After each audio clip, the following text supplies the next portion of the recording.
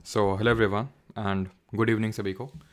उम्मीद करता हूँ मेरी वॉइस प्रॉपर आ रही होगी सभी तक। एक बार कंफर्म कर देंगे और फिर हम लोग स्टार्ट करते हैं आज का लेक्चर, जो कि काफ़ी इंपॉर्टेंट रहने वाला है और काफ़ी ज़्यादा कॉन्सेप्ट्स पे बेस्ड है आज का लेक्चर, जो कि मैंने आपको कल भी बोला था कि आज का लेक्चर जो है आप मिस मत करिएगा, बिकॉज ये चीज़ें फिर आपको समझ में काफ़ी मुश्किल से आएंगी अगर आपने स्किप कर दी तो। और मैं इस लेक्चर की शुरुआत में ही आपको बता दूं कि मैं चीज़ें रिपीट नहीं करने वाला हूँ यहाँ पे, ठीक है। तो वंस मोर का यहाँ पे आप भूल जाना, ठीक है। कोई चीज़ आपको एक पर्टिकुलर पॉइंट समझ नहीं आएगा, मैं रिपीट कर दूंगा, लेकिन सारी चीज़ें कॉन्टिन्यूएशन में है, तो मुझे फिर से रीस्टार्ट करना पड़ेगा आपको समझाने के लिए। तो बहुत ही कायदे से इसमें ध्यान से समझिएगा इसको, ठीक है। All right. एंड वॉइस सारी चीज़ें आई थिंक प्रॉपर होनी चाहिए, है ना। चलिए तो स्टार्ट करते हैं फिर आज का लेक्चर। आकाश मनी हाइस्ट विकास, चलो तो स्टार्ट करते हैं अभी। इस लेक्चर में पढ़ने क्या वाले हैं, मॉनेटरी पॉलिसी टूल्स, ठीक। भूल जाओ क्या पढ़ने वाले हैं। ये एक बैंक है, क्या है ये एक बैंक है, ठीक। अब ये बैंक जो है, इसका काम, ये बैंक्स के बारे में हम लोगों को कल के लेक्चर में सारी चीज़ें पढ़ चुके हैं कि ये बैंक्स होते क्या हैं, ठीक है। एक सेकंड रुकेगा।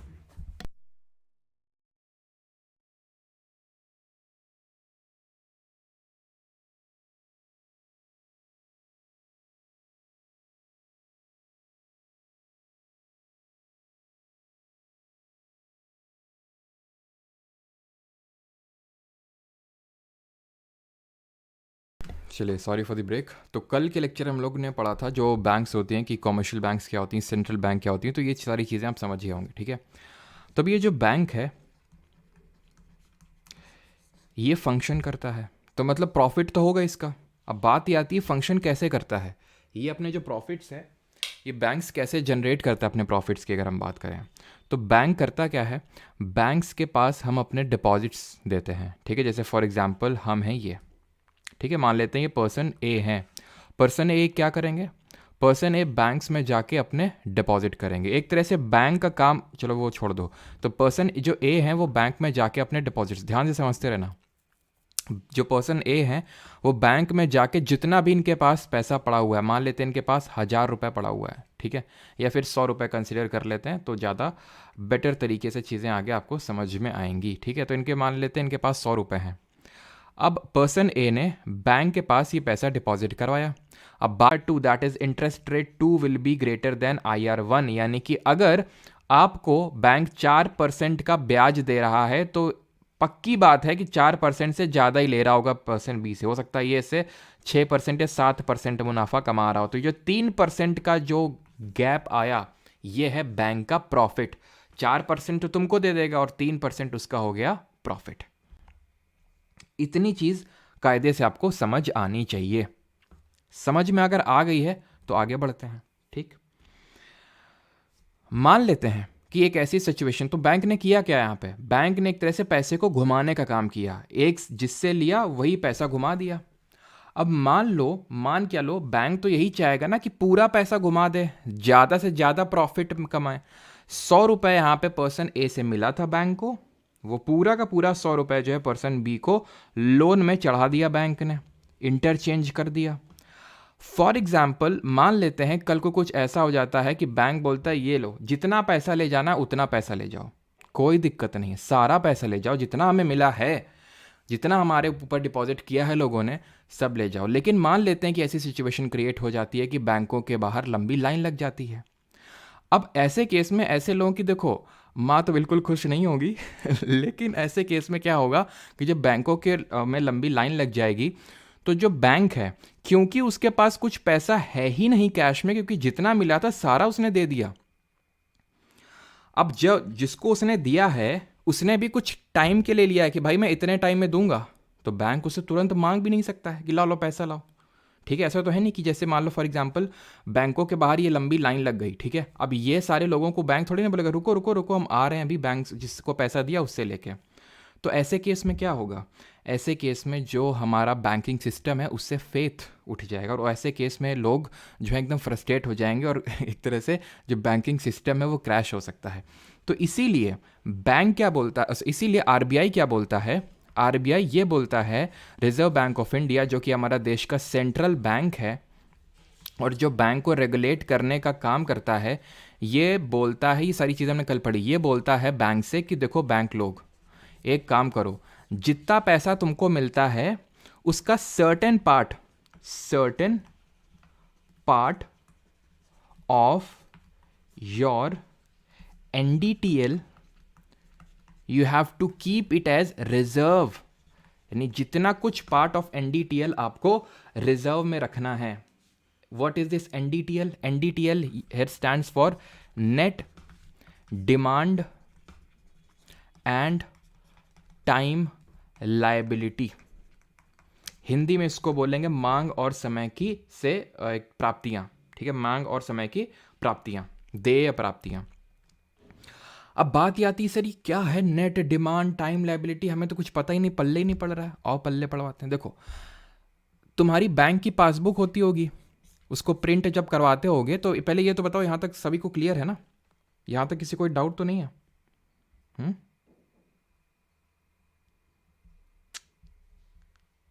क्या बफरिंग हो गई क्या?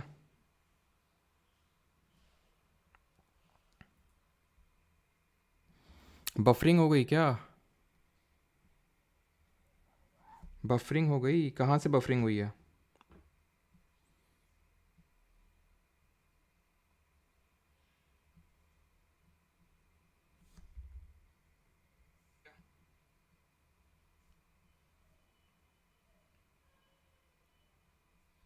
बफरिंग हो गई क्या?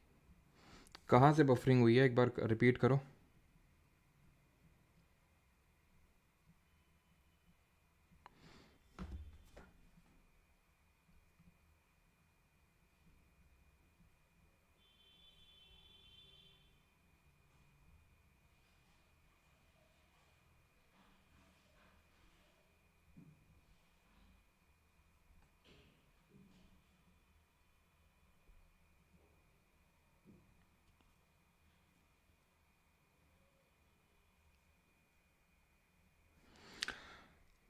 चलो भाई, फिर से ही रिपीट करते हैं. ठीक है,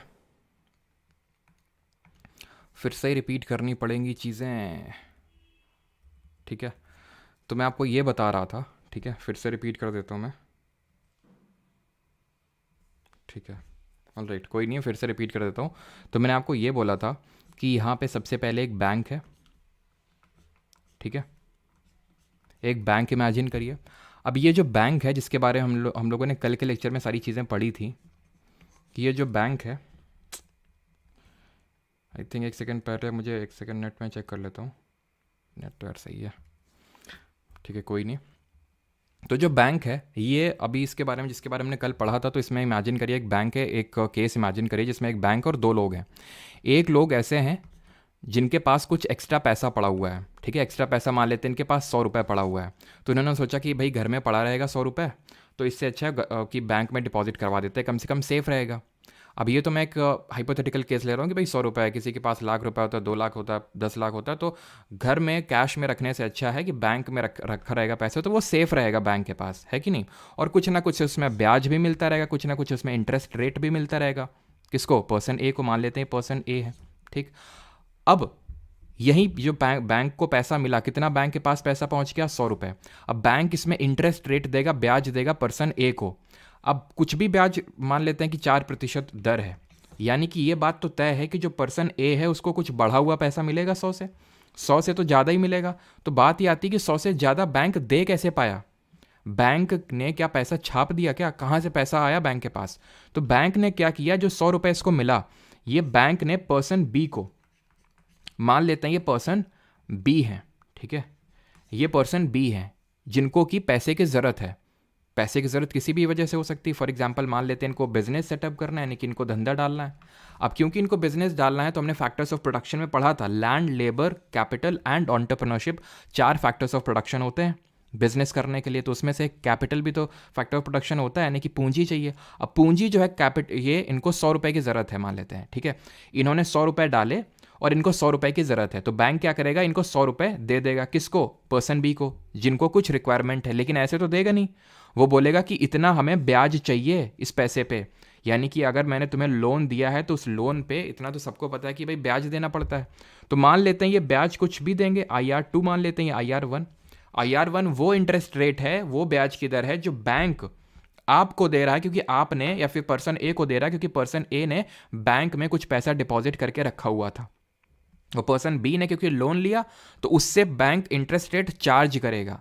एंड इन एवरी केस, मतलब चाहे कुछ भी हो जाए, IR2 जो है is will always be greater then this IR1। मतलब कि जो बैंक इंटरेस्ट रेट चार्ज करेगा पर्सन बी से, वो हमेशा ज़्यादा होगा पर्सन ए से, जो पर्सन ए को जो इंटरेस्ट रेट देगा फिर ब्याज देगा। जैसे फॉर एग्जांपल मान लेते हैं कि 4% इंटरेस्ट रेट बैंक आपको देगा अगर आप बैंक में पैसा रखेंगे तो, और पर्सन बी से बैंक मान लेते हैं कि कुछ भी 4% से तो ज़्यादा होगा, मान लेते हैं 7% जो है चार्ज कर रहा है। तो ये जो 3% का जो गैप आया ना, ये बैंक का हुआ प्रॉफिट। ये क्या हुआ? बैंक का प्रॉफिट। अभी यहाँ तक चीज़ें समझ में आई कि नहीं? एक बार कंफर्म करो, या फिर बफरिंग हुई?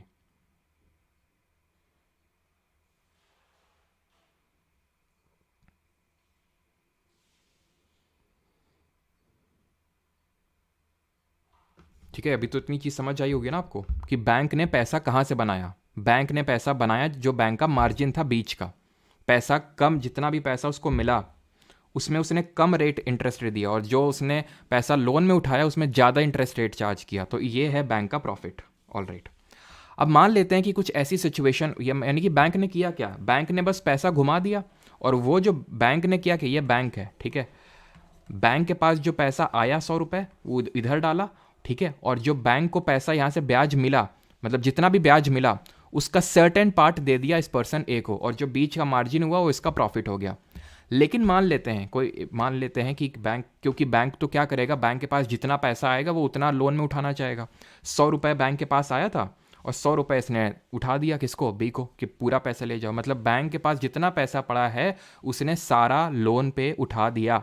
अब मान लेते हैं कि कल कुछ ऐसा होता है कि बैंकों के बाहर एक लंबी लाइन लग जाती है, लोग अपना पैसा मांग रहे हैं कि भाई हमारा पैसा दो। अब ऐसे लोगों की माँ तो ठीक है बिल्कुल खुश नहीं होगी लेकिन बैंक जो है, बैंक क्या कहेगा? ये लोग जब लंबी लाइन लगा देंगे तो बैंक ये तो बोलेगा नहीं कि रुको, जो जिसको हमने दे रखा है उससे पैसा लेके आते हैं। क्योंकि जिसको पैसा दिया है बैंक ने, जिसको पैसा दिया है, तो वो भी ऐसे तो बोलेगा नहीं हमने तो भाई तुमसे 2 महीने के लिए पैसे लिए थे, आज तो हम नहीं दे पाएंगे, सिंपल। तो फिर बैंक क्या करेगा? बैंक के पास रोने के अलावा और कुछ चारा बचेगा नहीं, ठीक है। अब ऐसे केस में क्या होगा? लोग अपना पैसा मांगेंगे, और बैंकिंग सिस्टम से, क्योंकि बैंक के पास पैसा नहीं, तो बैंकिंग सिस्टम जो है वो कोलैप्स कर सकता है, बैंकिंग सिस्टम से लोगों का फेथ उठ सकता है। दैट इज़ वाई जो हमारा देश का सेंट्रल बैंक है, that is RBI, reserve Bank of India, हमने कल देखा था, it is the central Bank of our country. ये क्या करता है? बैंक्स को रेगुलेट करता है, और बैंक्स को ये बोलता है कि जितना भी आपको पैसा मिलता है, जितना भी आपको पैसा मिलता है, you have to keep a part of your NDTL, keep a part of your NDTL as reserve money. आपको इसको रिजर्व के तौर पे रखना पड़ेगा, यानी जितना भी आपको पैसा मिल रहा है, जितना भी आपको पैसा मिल रहा है उसका सर्टेन पार्ट आपको संभाल के रखना है, सो दैट कभी एक ऐसी सिचुएशन अराइज हो जाए तो आपके पास कुछ पैसा पड़ा हो कैश में लोगों को देने के लिए। अब बात ये आती, सर ये NDTL क्या है? NDTL का मतलब होता है net demand and time liability, ठीक है, net demand and time liability. इसका फुल फॉर्म होता है मांग और समय की देय क्या बोलेंगे लायबिलिटी को? राशियाँ, ठीक है। तो ये होती है हमारी net demand and time liability. अब बात ये आती है, सर ये क्या है नेट डिमांड टाइम लायबिलिटी? तो इसको हम समझते हैं। देखो, जैसे कि हम लोग की पासबुक होती है, ठीक है, जब हम पासबुक प्रिंट करवाते हैं तो उसमें सारी चीज़ें होती हैं, फिर बैंक स्टेटमेंट निकालते हैं तो उसमें इतना सारा कुछ रहता है कि कहाँ से पैसा आया और कहाँ पे पैसा गया। इसी तरह हमारी बैंक की बैलेंस शीट होती है, बैंक की बैलेंस शीट होती है। ये जो बैंक की बैलेंस शीट होती है इसमें दो चीज़ें होती हैं। एक होती है बैंक की लायबिलिटी, वैसे तो लेफ्ट साइड में कन्वेंशन फॉलो किया जाता है कि एसेट लिखी जाती है और राइट साइड में लायबिलिटी। खैर, बैंक बैलेंस शीट में दो चीज़ें होती हैं, एक लायबिलिटी और दूसरी एसेट होती है। एसेट का मतलब पूंजी, और लाइबिलिटी का मतलब कि कितना देय है, कितना, एक उसको बोलते हैं देनदारियां लाइबिलिटी को। अब बात ये आती है लाइबिलिटी और एसेट। ये मैंने आपको समझाया था जब आप याद करो रेवेन्यू और वो कैपिटल वाला, आपको समझा रहा था कि कैपिटल में क्या होता है, कैपिटल में एसेट और लाइबिलिटी का खेल होता है, जिसको भी यहाँ पे हम डिस्कस नहीं करेंगे। तो लाइबिलिटी और एसेट आपको समझ में आता है। मैंने आपको एग्जाम्पल दिया था, जैसे फॉर एग्जाम्पल मेरा घर है तो मेरा एसेट है, लाइबिलिटी मान लो कि मैंने किसी से लोन लिया है तो मेरा लाइबिलिटी होगा। अब यहाँ पे हम बैंक की बैलेंस शीट देख रहे हैं, ठीक है, तो बैंक के पर्सपेक्टिव से देखेंगे कि बैंक की क्या लाइबिलिटी है और उसका क्या एसेट है, ठीक है। तो बैंक की लाइबिलिटी, जो सबसे प्रमुख लाइबिलिटी होती है इसकी, वो होती है लोगों के द्वारा किए गए डिपॉजिट्स। लोगों के द्वारा किए गए डिपॉजिट उसकी लाइबिलिटी है। क्यों? क्योंकि लोगों ने डिपॉजिट किया है तो वो लोग पैसा वापस भी मांगेंगे, तो आपको वो चुकाना है, बैंक को वो चुकाना है, वापस दोबारा देना है, इसलिए उसकी लाइबिलिटी हुई। बैंक ने जो पैसे को लोन में उठाया, लोन में दिया, वो इसका एसेट है। क्यों? क्योंकि उस पे उसको ब्याज मिल रहा है, तो वो एसेट है। इतनी चीज़ आपको समझ में आती होगी क्योंकि हमने डिस्कस किया था लायबिलिटी और एसेट। तो बैंक की अगर बात करें तो उसके जो डिपॉजिट्स हैं, लोगों के डिपॉजिट्स हैं, लोगों ने जो बैंकों में पैसा रखा है, क्योंकि वो वापस मांगने आएंगे इसलिए वो बैंक की लायबिलिटी है। एंड जो बैंक लोन में उठा रहा है पैसा, वो बैंक का एसेट है, उसकी पूंजी है, क्योंकि उससे वो कमाएगा पैसा और मार्जिन जो होगा उसका प्रॉफिट होगा। ठीक, ये मेन हम बोल सकते हैं लायबिलिटी होता है, एसेट होता है। अब एसेट में भाई पूंजी की अगर बात करें गवर्नमेंट की, तो उसका बिल्डिंग, जहाँ पे बैंक का मान लो कुछ बिल्डिंग होगा, बैंक के फर्नीचर होगा, तो ये सब भी उसका एसेट होता है, लेकिन उसको नेग्लेक्ट करो एकदम अभी, ठीक है। उसको हमें ज़्यादा वो लोड नहीं लेना कि भाई ये भी एसेट होगा वो भी एसेट होगा। बस हमें प्राइमरली दो चीज़ों पे फोकस रखना है कि लायबिलिटी में डिपॉजिट और एसेट में लोन। ये चीज़ समझ में आई कि नहीं आई, पहले ये बताइए आप। समझ में आई सारी चीज़ें?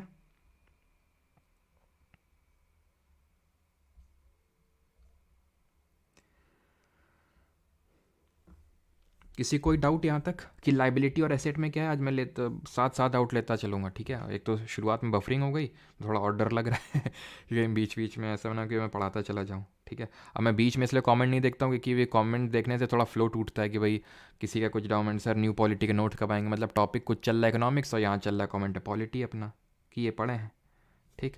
अब ये जो डिपॉजिट है ना, ये लाइबिलिटी है। इसी डिपॉजिट को मैं दो कैटेगरी में डिवाइड कर सकता हूँ, दो कैटेगरी में। एक को बोल सकता हूं डिमांड डिपॉजिट्स। डिमांड डिपॉजिट्स याद करो, कल लास्ट में NBFC can not accept demand deposit, याद आ रहा है? फिर मैंने बोला था कल के तुम समझ जाओगे, प्रो बन जाओगे एकदम, समय आ चुका है। और दूसरे होते हैं टाइम या फिर टर्म डिपॉजिट्स। हम बैंकों में दो तरह का पैसा जमा करवाते हैं, सब लोग नहीं करवाते हैं, लेकिन हाँ ठीक है, दो तरह के ही डिपॉजिट हो सकते हैं। एक तो वो होते हैं जैसे कि हम सेविंग अकाउंट में जो पैसा हमारा पड़ा रहता है, नॉर्मल तरह का होता है भाई, सेविंग अकाउंट में जो पैसा पड़ा रहता है। अब सेविंग अकाउंट में मेरे जो पैसा पड़ा है, मान लो मेरे अकाउंट में 50,000 रुपये पड़ा है, मैं एटीएम से जब चाहूँ तब निकाल लूँ, बैंक से जब चाहूँ तब मांग लूँ, यानी मेरी डिमांड पे बैंक मुझे देगा।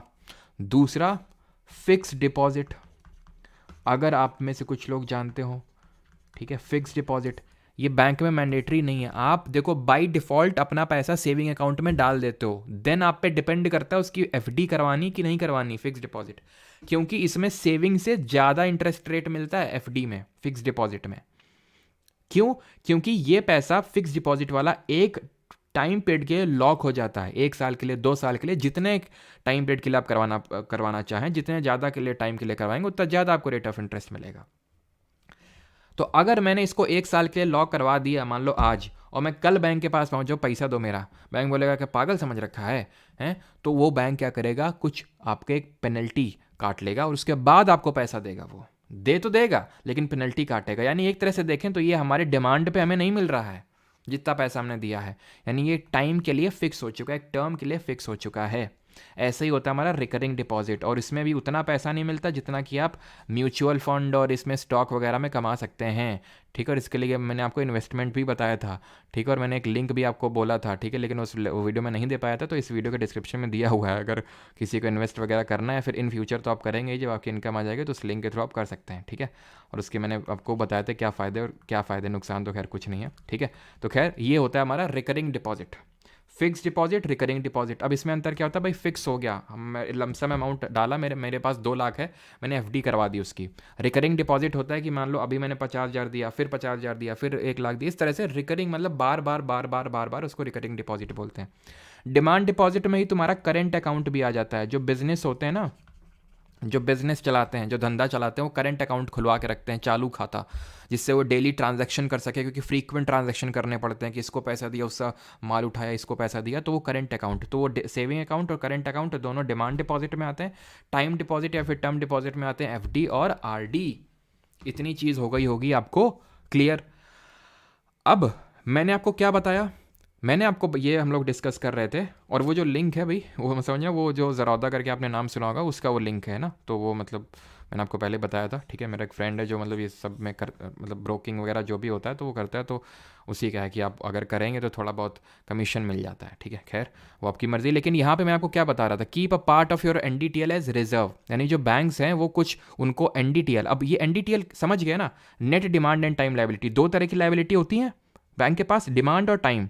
डिमांड और टाइम 2 तरह की लायबिलिटी होती है, उसको जोड़ दो तो जितना भी पैसा आया है, घुमा फिरा के अगर मैं सिंपल टर्म से बात करूं, जितना भी पैसा बैंक के पास आया है उसका सर्टेन पार्ट आपको कैश के फॉर्म में हमारे पास जमा कर देना, आरबीआई बोलेगा, यानी कि रिजर्व के तौर पे रखना है, सिंपल अगर देखें तो। 2 तरह के रिजर्व्स होते हैं, कैश रिजर्व रेशियो, एंड दूसरा होता है स्टैट्यूटरी लिक्विड रेशियो। हिंदी में अगर बात करें तो ये हो जाएगा नगद आरक्षित अनुपात, और ये हो जाएगा वैधानिक तरलता अनुपात। 2 तरह के रिजर्व होते हैं, अंतर क्या होता है दोनों में ये समझ लो। आरबीआई ये बोलता है जितना पैसा तुम्हारे पास आएगा ना, जैसे फॉर एग्जाम्पल 100 रुपये आया, तो आरबीआई ने बोल दिया कि 20% है, वैसे मान लो 10% है सीआरआर, यानी 10 रुपये तुम्हें कैश के फॉर्म में रखना पड़ेगा, इसको तुम लोन में नहीं उठा सकते हो, ये रखना पड़ेगा इमरजेंसी के लिए। और एसएलआर स्टैट्यूटरी लिक्विड रेशियो मान लो उसने बोल दिया 10%, यानी 10 जो टका है वो अलग से तुम्हें एसएलआर के तौर पे रखना पड़ेगा। अब बात ये आती है अंतर क्या है दोनों में, इसमें नाम में अंतर है। कैश, ये सिर्फ कैश में ही रखा जा सकता है। एसएलआर जो है ना, या तो आप कैश में रख लो, या तो आप गोल्ड में रख लो, या तो आप गवर्नमेंट सिक्योरिटी के फॉर्म में रख लो। गवर्नमेंट सिक्योरिटी मतलब सरकारी प्रतिभूतियाँ, तो इनके फॉर्म में रख लो। इसमें क्या होता है, कैश के फॉर्म में रखा है, पड़ा हुआ है, कैश पड़ा हुआ है, क्या कोई ब्याज मिलेगा उसमें? नहीं, ब्याज तो तब मिलता है बैंक को जब उसको लोन पे उठाता है, तब। यहाँ पे मिलेगा क्योंकि गोल्ड का जो प्राइस है वो धीरे धीरे बढ़ेगा। सोना अगर मैंने रख लिया, उसका प्राइस बढ़ रहा है, डेफिनेटली इंटरेस्ट रेट तो मिल रहा है ना मुझे। गवर्नमेंट सिक्योरिटी, इसमें भी इंटरेस्ट रेट मिलता है। तो एक डिफरेंस बस समझ ध्यान में रखना कि जो सीआरआर होता है उसमें कोई इंटरेस्ट रेट नहीं मिलता है, नो इंटरेस्ट रेट, कोई ब्याज नहीं मिलता। इसमें थोड़ा बहुत इंटरेस्ट रेट मिल जाता है अगर वो गोल्ड जीसेक के फॉर्म में रखता है बैंक, तो कैश के फॉर्म में क्यों ही रखेगा? बैंक पागल थोड़ी ना है, बैंक को भी तो प्रॉफिट चाहिए, जितना से ज़्यादा कमा सकते हो, तो गोल्ड और जीसेक के फॉर्म में रखेगा, सोना और सरकारी प्रतिभूतियों के फॉर्म में रखेगा। ठीक है, तो ये सीआरआर और एसएलआर। अब आते हैं आरबीआई जो है, आरबीआई, ध्यान से सारी चीज़ें फ्लो में चल रही हैं, कुछ डाउट हो तो बताना, अपने आप सारी चीज़ें अपने आप कनेक्ट हो जाएंगी, आखिर में जाके सारी चीज़ें कनेक्ट हो जाएंगी, बस तुम एक एक पे फोकस बनाए रखना। खुशी पांडे मुझे भी दे दो, क्या भैया? शुभेंद्र कुमार पढ़ लो सर, एग्जाम पॉलिटी के न्यू नोट्स अपलोड करो। अच्छा,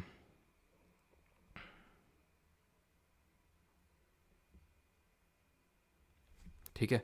अब आते हैं आरबीआई पे। आरबीआई क्या करता है, ध्यान से बस सुनते रहना। आरबीआई क्या करता है, आरबीआई मनी सप्लाई को कंट्रोल करता है। आरबीआई मनी सप्लाई को कंट्रोल करता है।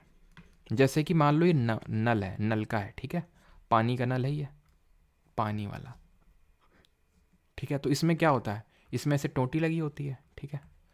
टोटी तुम टाइट कर दोगे पानी कम निकलेगा, टोटी ढीली कर दोगे पानी ज़्यादा निकलेगा। यानी इससे तुम अमाउंट ऑफ पानी फ्रॉम द टोटी को कंट्रोल कर रहे हो। नलके से कितना पानी निकलेगा तुम इससे जो है कंट्रोल कर रहे हो सारी चीज़ें। ऐसे ही आरबीआई, समझ लो ये पैसा है, ये क्या है, ये पैसा है, पैसा को इन टूल के माध्यम से कंट्रोल कर रहा है। तो आरबीआई जो है money supply in the market को कंट्रोल करता है। What is this money supply? पैसा मार्केट में बहुत ज़्यादा अगर चला जाए, इन्फ्लेशन, याद आ रहा है कुछ? मुद्रास्फीति। मुद्रास्फीति क्या होता है? मुद्रास्फीति स्फीति दो तरह का पढ़ाते हैं, तो डिमांड वाला और कॉस्ट वाला, कि बहुत ज़्यादा डिमांड बढ़ जाए क्योंकि लोगों के हाथों में पैसा ज़्यादा पड़ गया इसलिए। तो यानी कि जब पैसा ज़्यादा चला जाएगा इकोनॉमी में तो मुद्रास्फीति हो जाएगी, इन्फ्लेशन हो जाएगा। और मुद्रास्फीति इन्फ्लेशन नमक की तरह है, सब्जी में नमक कम तो भी खराब, ज़्यादा तो भी खराब, एकदम एक्यूरेट मात्रा में होना चाहिए। तो होता यह है कि आरबीआई की एक मॉनेटरी पॉलिसी कमेटी बनती है, बैठती है साल में 4 बार एटलीस्ट, मॉनेटरी पॉलिसी कमेटी। मौद्रिक जो है एक नीति निर्धारण करने के लिए एक समिति बैठती है, इसको बोलते हैं मॉनेटरी पॉलिसी कमेटी। ये 6 मेंबर की कमेटी होती, 3 निकलते हैं आरबीआई से और 3 निकलते हैं गवर्नमेंट से। और इसको उर्जित पटेल जो आरबीआई के पूर्व गवर्नर थे, उन्होंने इसको रिकमेंडेशन, इसको मतलब बोला था कि इस तरह से कमेटी होनी चाहिए जो है निर्धारण करे कि कितना पैसा इकोनॉमी में जाएगा, कितना नहीं जाएगा, सो दैट हम इन्फ्लेशन को बहुत ही अच्छे से कंट्रोल करते रहें। कमेंट में आप बताएंगे कि इसको कंट्रोल करने के लिए कौन सा मात्रक, 3 पढ़ाए थे, डब्ल्यूपीआई ने wholesale price index, CPI consumer price index, और वो तो चलो आईपी छोड़ दो, इन दोनों में किसका यूज करती है आरबीआई, बताइए, इन्फ्लेशन कंट्रोल करने के लिए? तो उर्जित पटेल की कमेटी के रिकमेंडेशन में सबसे पहली बार 2016 में इसका होता है गठन, ठीक। और इन्फ्लेशन जो है कंट्रोल करता है सीपीआई कंबाइंड से, 3 पढ़ा था ना, सीपीआई अर्बन, रूरल और कंबाइंड, तो सीपीआई कंबाइंड कौन कैलकुलेट करता है? NSO, which comes under the MoSPI, minister of statistics and programme implementation. तो ये मॉनेटरी पॉलिसी कमेटी बैठेगी और इन टूल्स के माध्यम से पैसे को इकोनॉमी में कंट्रोल करेगी, कम ज़्यादा। अब बात आती कैसे कंट्रोल करेगी, और वो टूल्स क्या हैं, पहले वो टूल्स पढ़ेंगे और फिर देखेंगे कि कैसे कंट्रोल करती है, ठीक। तो जो भी टूल्स हैं हमारे, जितने भी टूल्स हैं, उनको 2 कैटेगरी में डिवाइड कर सकते हैं। एक तो क्वांटिटेटिव और दूसरे क्वालिटेटिव। हिंदी में अगर बात करें, और एक चीज़, ठीक है, चलो अभी ये तो हिंदी में बता देता हूँ, क्वालिटेटिव और क्वांटिटेटिव का मतलब क्या होता है। तो ये होता है आपका गुणात्मक बोलेंगे उपकरण, ठीक है, और इसको बोलेंगे मात्रात्मक उपकरण, मात्रात्मक और ये है गुणात्मक, ठीक। अब ये बताने से पहले मैं आपसे एक क्वेश्चन पूछता हूँ, ठीक है, एक यहाँ पे क्वेश्चन हो जाए, या फिर मैं पहले इसको हटा ही देता हूँ, एक सेकेंड, इसको मैं हटा देता हूँ यहाँ से। मैं आपसे एक चीज़ पूछता हूँ, ठीक है, अंदर वो चीज़ ये है मनी मल्टीप्लायर।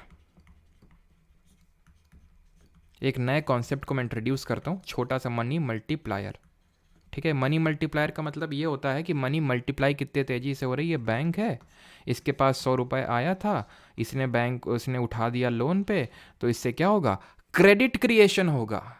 क्रेडिट का मतलब पैसा का जनरेट हो रहा है। कैसे जनरेट हो रहा है? इसको पैसा मिलेगा, धंधा डालेगा, रोजगार मिलेगा, कुछ बिजनेस बनाएगा। मान लो कि इसने बिजनेस बनाया, प्रॉफिट 50 रुपये कमाया, 30 रुपये बैंक को दे दिया, 15 रुपये बैंक ने इसको लौटा दिया, 15 रुपये बैंक को मिल गया, सब एकदम हंसी खुशी चल रहा है। तो यानी कि क्या हो रहा है? क्रेडिट का क्रिएशन हो रहा है, मनी मल्टीप्लाई हो रही है सर। 100 रुपये थे, 100 का 150 बन गया। 100 रुपये थे, 100 का 150 हो गया कि नहीं? मनी मल्टीप्लाई हो गई कि नहीं? तो अब ये तो हो गया मनी मल्टीप्लायर। अब ये मनी मल्टीप्लायर का सीआरआर से कैसा रिलेशन होगा ये बता दो। डायरेक्ट रिलेशन होगा या इनडायरेक्ट रिलेशन होगा, ये बस मुझे कमेंट में बता दो। समझ जाऊंगा कि कॉन्सेप्ट तुम समझे या नहीं समझे, बस ऐसे ही फालतू में कमेंट में बस बकैती चल रही, बताओ।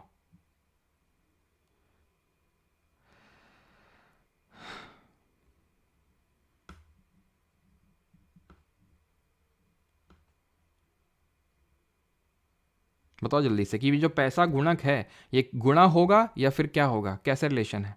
Inverse relation. डायरेक्ट बता रहे हैं अभिषेक जी, अच्छा। जितने लोग इनडायरेक्ट बता रहे हैं सबका सही है। कैसे? ये है मनी मल्टीप्लायर और ये है हमारा कैश रिजर्व रेशियो, सीआरआर। क्यों? यानी जितना ये ज़्यादा होगा उतना ये कम होगा। कैसे? मान लेते हैं गवर्नमेंट ने बोला 100 रुपये आएगा, 100 रुपये तुम्हारे पास, 100 का 100 रख लेना, 1 भी रुपये मत दे देना, यानी 100% सीआरआर है। मनी मल्टीप्लाई क्या होगी यहाँ पे? कुछ नहीं होगी, जीरो होगी मनी मल्टीप्लाई। अगर बैंक आरबीआई बोल दे एक कुछ 0% ये सीआरआर सारा उठा देना, बहुत ज़्यादा मनी मल्टीप्लाई होगा। यानी जितना सीआरआर का रेट कम होगा उतना ही मनी मल्टीप्लाई ज़्यादा होगा। अब आ जाते हैं टूल्स पे।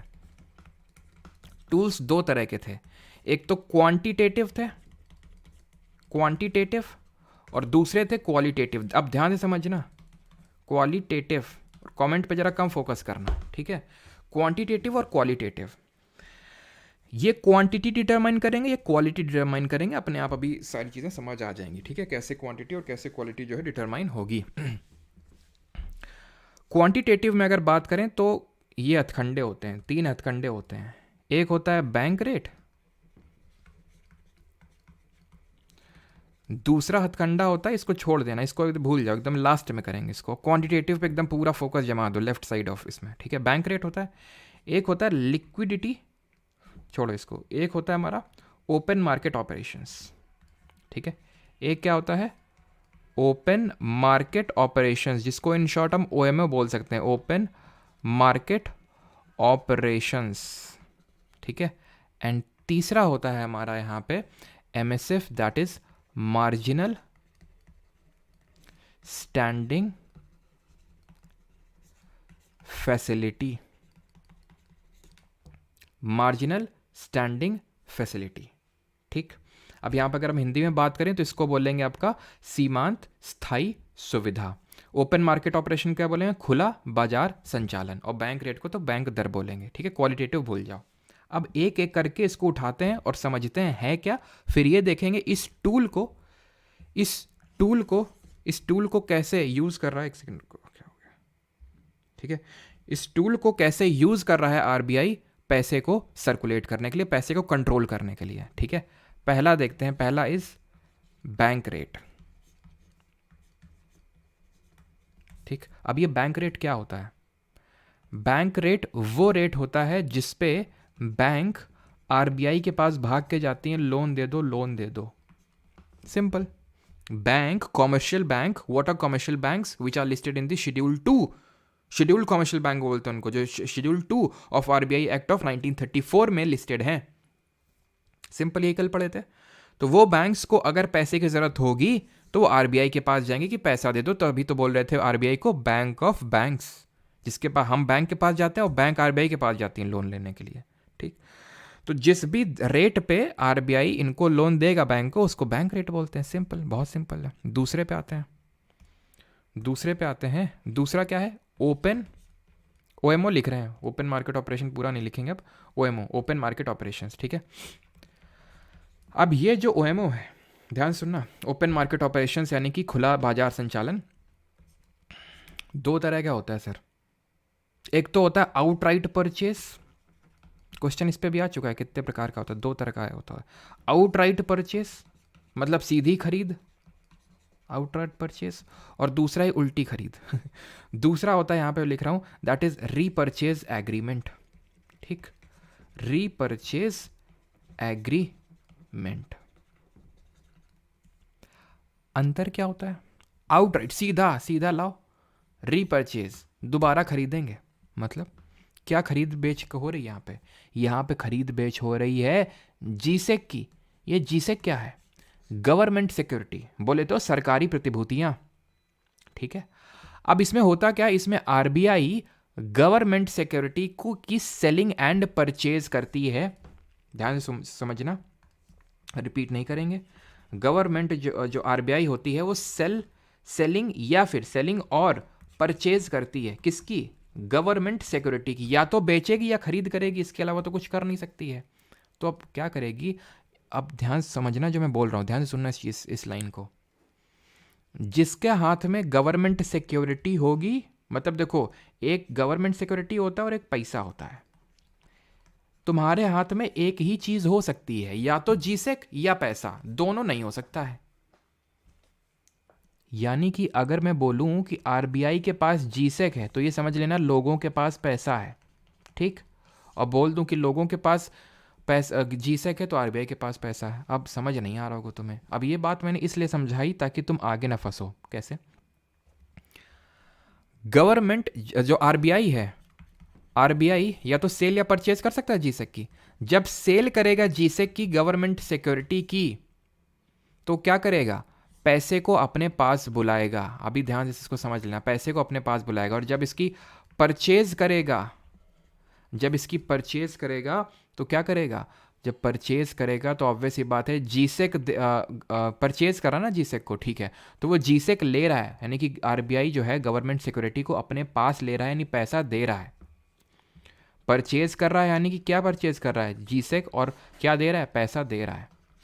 ठीक है, अब ये क्यों ऐसा कर रहा है ये जब मैं आपको बताऊंगा, जब मैं आपको ये समझाऊंगा कि इस टूल का कैसे गवर्नमेंट जो आरबीआई है वो यूज़ करता है, पैसे को बेच खरीदना यहाँ पे हो रही है। रीपर्चेज एग्रीमेंट जो होता है ये भी फर्दर दो तरह का होता है। मैं पहले ये बताता हूँ रीपर्चेज एग्रीमेंट होता क्या है।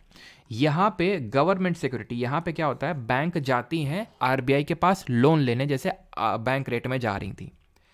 बैंक रेट में क्या था, यहाँ पे कुछ कोलेट्रल नहीं रखना पड़ रहा था। कोलेट्रल तो पता होगा ना, कल पढ़े थे, गिरवी गिरवी कुछ नहीं रखना पड़ रहा है, ले जाओ इसे। ठीक, यहाँ पे दूसरा केस ऐसा है जहाँ पे आरबीआई बोलता है बैंक को तुम पे भरोसा नहीं है क्योंकि तुम शॉर्ट टर्म के लिए ले जा रहे हो, ठीक है, तो तुम हमें गवर्नमेंट सिक्योरिटी एज कोलेट्रल रखो, गिरवी रखो, और जब तुम्हारे पास पैसा हो जाए तो पैसा दे देना और ये जीसेक ले जाना, रीपरचेज कर लेना हमसे। यहां पे कुछ रीपरचेज नहीं हो रहा था।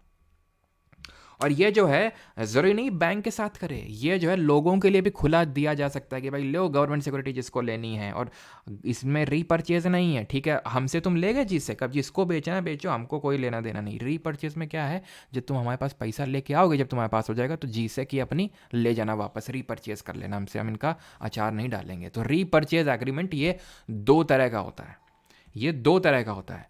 एक होता है रेपो और दूसरा होता है रिवर्स रेपो। रेपो और रिवर्स रेपो, यहां पे जो रेपो है ना, रेपो इसका मतलब ही है रीपरचेज ऑब्लिगेशन, रीपरचेज ऑब्लिगेशन, ठीक है, रीपरचेज ऑब्लिगेशन। ठीक, अब रेपो और रिवर्स रेपो में थोड़ा सा डिफरेंस समझ लो, ठीक है, और फिर उसके बाद हम देखेंगे इन टूल्स का यूज कैसे करती है आरबीआई। रेपो और बैंक रेट में तो समझ में आ गया ना अंतर तुमको। बैंक रेट और रेपो रेट में क्या अंतर है कि बैंक रेट में कोलेटरल गिरवी नहीं रखना पड़ता है कुछ, रेपो रेट में रखना पड़ता है क्योंकि शॉर्ट टर्म के लिए होता है, रेपो जो होता है शॉर्ट टर्म के लिए होता है। तो यहाँ पे आपको कोलेटरल गिरवी रखना पड़ेगा बैंक्स को, वो गवर्नमेंट सिक्योरिटी को कोलेटरल रखती हैं। ठीक, क्लियर बात। और ये जो होता है बैंक रेट ज़्यादा होता है, यानी जब बैंक आरबीआई के पास लोन लेने आती हैं तो ज़्यादा इंटरेस्ट रेट चार्ज करता है रेपो के मुकाबले। क्यों? क्योंकि यहाँ पे तो कुछ गिरवी रखवा लिया ना, यहाँ पे तो कुछ गिरवी रखवा लिया ना, रेपो के केस में कोलेटरल है, तो नहीं भी बैंक पैसा देगा तो कुछ उसकी जीसेक को बेच के पैसा कमा लेगा आरबीआई, लेकिन यहाँ पे तो कुछ गिरवी है ही नहीं ना, इसलिए bank rate is always greater than the repo rate. अब रिवर्स रेपो और रिवर्स रेपो में जरा अंतर समझना और उसके बाद देखेंगे कैसे इन टूल्स का यूज़ करता है हमारा आरबीआई। अब रेपो में क्या है, बैंक आरबीआई से लोन ले रहे हैं, रिवर्स रेपो में तुम्हें लगेगा कि आरबीआई बैंक से लोन ले रहा है। बात तो सही है, कुछ गलती नहीं है, लेकिन तुम्हारे दिमाग में बात खटकनी चाहिए कि आरबीआई को ऐसी क्या आन पड़ी कि जो लोन ले रहा है वो भी बैंक से। अभी मुझे समझ में आया कि बफरिंग क्यों हुई थी। ठीक है, एक सेकंड रुको फिर से। चलो, तो ये तो चीज़ क्लियर हो गई कि यहाँ पे जो है बैंक जो होती हैं, जो बैंक होती है वो आरबीआई से क्या करती है, लोन लेती है यहाँ पे, और इस केस में आरबीआई जो है बैंक से लोन लेती है। लेकिन बात ये आती है कि आरबीआई को ऐसी क्या अन पड़ी कि वो बैंक से लोन ले रहा है, तो उसको एक्चुअल में ज़रूरत नहीं है कि उसके, ऐसा नहीं कि उस it is short of funds. खुद ही सोचा, जो लोन दे रहा है वो लोन ले कैसे लगता है, लोन ले कैसे सकता है। ये तो वही हो गया कि बैंक लोगों के पास जा रहा है कि भाई हमको लोन दे दो, हमको ज़रूरत है। फिर तो ये लोग ये सोचेंगे अरे यार ये हम ही से लोन मांग रहा है, हम इसके पास पैसा रखेंगे, क्या देगा हमको ये, तो वहाँ पे कोई फिर बैंकिंग सिस्टम से फेथ इरोड हो जाएगा। तो यहाँ पे भी ये जो है इसलिए होता है, अब ध्यान समझना। अब यहाँ पे ध्यान से चीज़ें समझना। और एक चीज़ कि जो रेपो एंड रिवर्स रेपो है, इनको कलेक्टिवली हम बोलते हैं लिक्विडिटी एडजस्टमेंट फैसिलिटी। क्या बोलते हैं? लिक्विडिटी एडजस्टमेंट फैसिलिटी, यानी तरलता, ठीक है, फैसिलिटी। हिंदी में बोले तो तरलता, क्या बोलेंगे इसको, एडजस्टमेंट को क्या बोलेंगे, समायोजन। ठीक है, तरलता समायोजन सुविधा। ठीक है, तरलता समायोजन सुविधा हो जाएगी आपकी। रेपो और रिवर्स रेपो को कलेक्टिवली बोलते हैं। अब हम देखेंगे कि जो आरबीआई है इन टूल्स का यूज़ कैसे करती है। क्वांटिटेटिव टूल्स पढ़ रहे हैं जिसमें कि सीआरआर भी आता है, जिसमें कि एसएलआर भी आता है, जिसमें कि बैंक रेट भी आता है, जिसमें कि रेपो रेट भी आता है, जिसमें कि रिवर्स रेपो रेट भी आता है।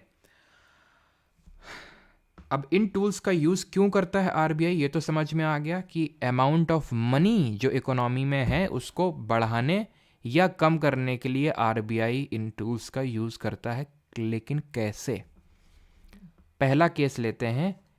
दो ही केस हो सकते हैं, या तो इकोनॉमी में बहुत ज़्यादा पैसा है यानी इन्फ्लेशन बहुत ज़्यादा है, मुद्रास्फीति हो रखी है, तो इसके भी नुकसान है। मैंने बताया थोड़ा अमाउंट तो ठीक है, लेकिन ज़्यादा हो जाए तो ठीक नहीं। तो आरबीआई इन सब को बढ़ा देगा। इन सब को मतलब ये नहीं बोल रहा हूँ कि सबको एक साथ बढ़ाएगा और सबको ही बढ़ाना अनिवार्य है। मैं बोल रहा हूँ कि अगर इन्फ्लेशन कंट्रोल करना है, क्वेश्चन इस तरह से बनेगा कि भाई इसको बढ़ाना पड़ेगा कि कम करना पड़ेगा। अगर इन्फ्लेशन है तो बिना दिमाग लगाए इनको बढ़ाना पड़ेगा, तब इन्फ्लेशन कंट्रोल में आएगा। कैसे, ये समझो। कैसे, ये समझो। तुम्हारे दिमाग में एक डाउट भी आएगा, मुझे पता है अभी, ठीक है, उसको भी क्लियर करेंगे। ठीक है, डाउट ये आएगा। थोड़ा सा चलो पॉज करो और सोचो डाउट। पहले तो पहले ही बता देंगे तो फिर पर्पस से डिफीट हो जाएगा। अब सीआरआर है, ठीक है, कैश रिजर्व रेशियो अभी 10% है। 100 रुपये अगर बैंक को मिला है तो 10 उसको रखना है अपने पास, 90 लोन पे चढ़ाएगा। 90 लोन पे चढ़ाएगा मतलब ये है कि 90 इकोनॉमी में जाएगा, तो और ज़्यादा पैसा जा रहा है इकोनॉमी में। अगर उसको कम करना है तो बोल देगा भैया 30% है, यानी कि अब 30 रुपये तुम्हें अपने पास रखना है, जिसको तुम लोन में नहीं चढ़ा सकते हो, 70 ही चढ़ा सकते हो, मतलब कम पैसा जा रहा है इकोनॉमी में। अब क्योंकि रिजर्व में ज़्यादा पैसा अब रखना है बैंक को और लोन में कम उठा पाएगा, तो ऑब्वियस सी बात है लोग उतने ही हैं लोन लेने के लिए जो आ रहे हैं, तो वो ज़्यादा ब्याज कर देगा, अपने जो ब्याज दरें वो बढ़ा देगा। ऑब्वियस सी बात है क्या होगा, लोगों को डिमोटिवेट कर देगा लोन लेने से। Same goes with SLR also, इसमें भी समझाने की ज़रूरत नहीं है। बैंक रेट समझो। अब बैंक रेट वो रेट होता है जिसमें बैंक्स जो हैं वो जाती हैं आरबीआई से लोन लेने के लिए। अब बैंक रेट बढ़ा दिया आरबीआई ने, मॉनेटरी पॉलिसी कमेटी बैठी, उसने बोला बैंक रेट ज़्यादा होगा, यानी अब आरबीआई तुमसे बैंक से बोलेगा कि तुम मुझसे 100 रुपये ले जा रहे हो तो हम तुमसे ज़्यादा रेट चार्ज करेंगे। अब बैंक बोले क्या भैया ज़्यादा चार्ज करोगे? बोलता है हाँ ज़्यादा चार्ज करेंगे।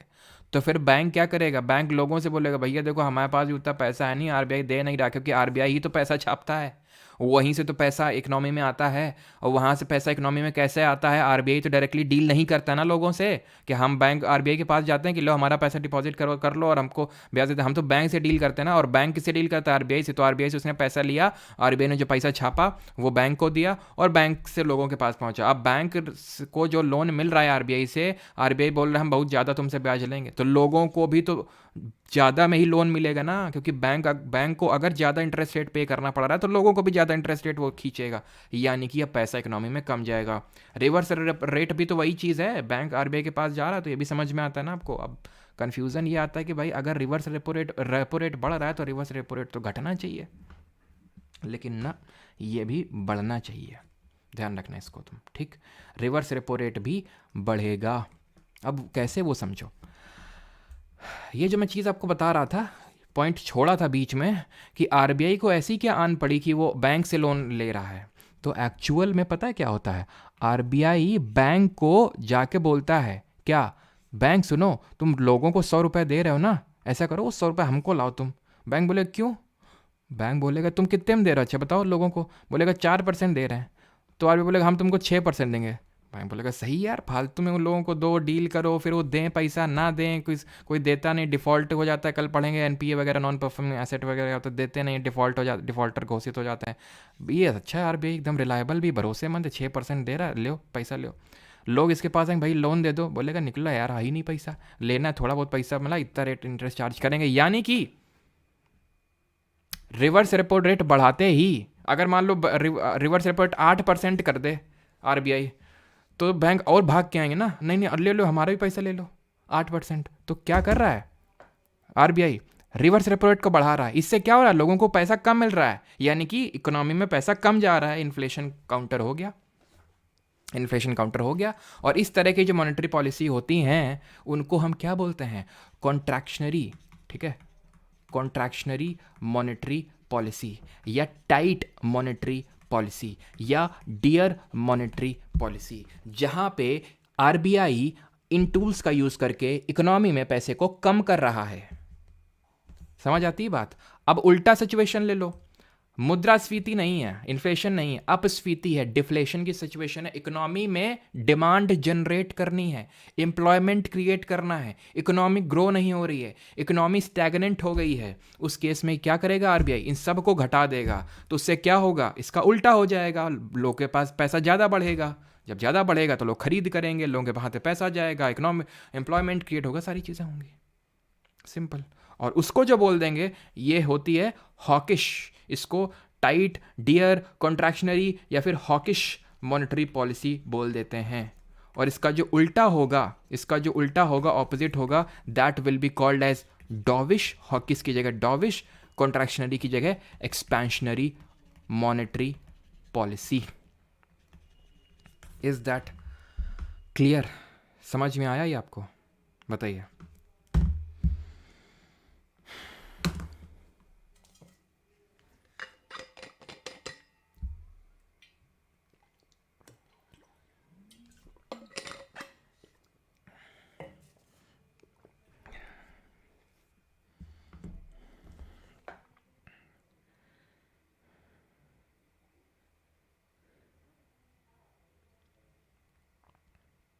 मार्जिनल स्टैंडिंग फैसिलिटी है भैया, सुमाना पाल है। अब हम ये कंटिन्यू करते चले जाते हैं, पता चला बफरिंग हो गई है तो अलग रोने रहते हैं। रुक जाओ, पढ़ा रहे हैं वो भी। हाँ ठीक है, क्लियर है, ठीक। अब एक लोगों ने बोला मार्जिनल स्टैंडिंग फैसिलिटी क्या होती है, लेकिन उससे पहले हम तुम्हें थोड़ा जीसेक के बारे में पढ़ाना चाहेंगे। एक छोटा सा टॉपिक है, थोड़ा समझना कि जो जीसेक होती है ये एक शॉर्ट टर्म जीसेक होती है। छोड़ दो उसको, नहीं तुम्हें चलो पढ़ा ही देते हैं फिर। जीसेक जो होती है हाँ, रुको, एक ये भी तो चीज़ मैंने यहाँ पे छोड़ी थी आपको। अब मैं तुमसे पूछता हूँ, ठीक है, एक सवाल, अगर तुम समझ गए हो तो एक उत्तर दे दो मुझे। इकोनॉमी में इन्फ्लेशन चल रहा है, तुमको ये बताए थे कि ओएमओ के तहत, ओपन मार्केट ऑपरेशंस के तहत, दो तरह के ओएमओ होते हैं, outright purchase, repurchase agreement. Repurchase agreement that is LAF समझा दिए तुमको, repo reverse repo. Outright purchase उतना ढंग से समझाया नहीं थे, बस ये बोले थे जी से सेल परचेज। तुमसे पूछता हूँ, इन्फ्लेशन है, इकोनॉमी में पैसा है, आरबीआई को सेल करना चाहिए जीसेक का या परचेज करना चाहिए? ये बता दो कमेंट में, तब तक तुमको हम लगे हाथ। जीसेक एक जो शॉर्ट टर्म की जो हमारी सरकारी प्रतिभूतियां होती हैं, जिनको कि ट्रेजरी बिल बोलते हैं, टी बिल बोलते हैं, वो थोड़ा समझा देता हूँ। इसमें समझना क्या है, इससे क्वेश्चन बस ये बन सकता है कि टी बिल कितने टाइम पीरियड के होते हैं। शॉर्ट टर्म के होते हैं तो मतलब 1 साल के कम के ड्यूरेशन के होते हैं। 3 तरह के होते हैं, एक वो जो जिनका ड्यूरेशन 92 दिन का, 92 दुगना कर दो, एक 184 डेज के, और इसका कर दो कितना, 3 गुना, ठीक है। तो 92, ठीक है, 368 ज़्यादा हो जाएगा, ठीक है, 91 होगा ये, ठीक है, 91 डेज, 91 डेज। एक तो 91 डेज के हो जाएंगे, ठीक है, दूसरे हो जाएंगे आपके 182 डेज के, एंड तीसरे हो जाएंगे आपके, इसमें 2 का मल्टीप्लाई किया, इसमें 4 का मल्टीप्लाई किया, 364 दिन के, ठीक है। तो ये टेनर होते हैं या फिर टाइम पीरियड के होते हैं। टी बिल, टी बिल मतलब ट्रेजरी बिल, ट्रेजरी बिल क्या होते हैं? शॉर्ट टर्म गवर्नमेंट सिक्योरिटी होती हैं।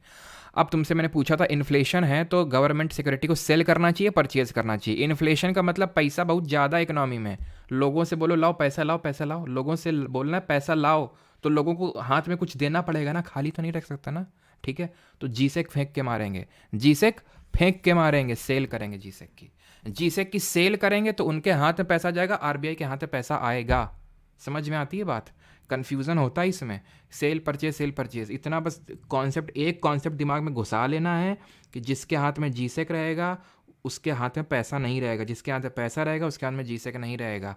अगर मान लो इन्फ्लेशन है, यानी इन्फ्लेशन है तो मतलब इन्फ्लेशन को कम करना है, पैसा इकोनॉमी में से खींचना है। जब पैसा खींचना है तो आरबीआई को अपने हाथ में पैसा लेना है। अगर अपने हाथ में पैसा लेना है तो उनके हाथ में, लोगों के हाथ में जीसेक थमानी है।